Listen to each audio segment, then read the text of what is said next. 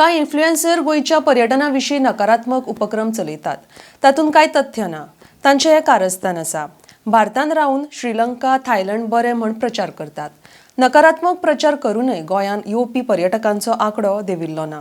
वयल्यान वाडटा म्हूण पर्यटन मंत्री रोहन खंवटे उलयला. RDX Goa bureau report. कांय सोशल मिडिया इन्फ्लुएन्सर गोंयच्या पर्यटनाविशीं नकारात्मक मोहीम चालयतात. तातूंत कांयच तथ्य ना.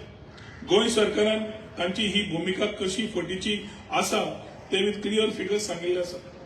तरी अजून तांचो सुरू आशिल्लो नेगेटिव्ह अप्रोच हे एक कारस्थान आशिल्लें स्पश्ट दिसता. 2023 आनी 2024 वर्सा आमी जर कंपेअर केलें तर 2024 वर्सा देशी पर्यटक 22% तर विदेशी पर्यटक 3%नी वाडले. हे राज्य सरकारान जाहीर केल्ले प्रोव्हिजनल फिगर्स सांगता.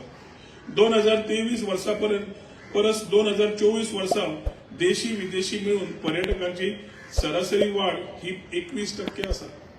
डिसेंबरच्या लास्ट विकान पर डे आमी रिकॉर्ड 200 फ्लायट्स गोवा लँडिंग करताली.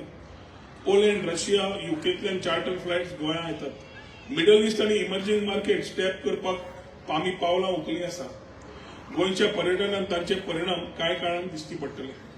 तरी अजून गोंयाविशीं नेगेटिव्ह टुरिझम कॅम्पेन करपी हा ढोंगी लोकांची देशविरोधी भूमिका दिसपाक लागिल्ली आसा.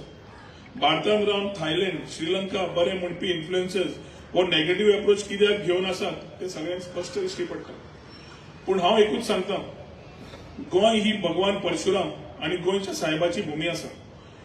कोणूय फटीचे काणयो सांगून तांचे कांयच वांकडे करूंक शकचे ना. म्हणून तर नेगेटिव्ह कॅम्पेन करून सुद्धा गोंयांत आयिल्ल्या पर्यटकांचो आंकडो कमी जालो ना, तर तो आनीक वाडलो.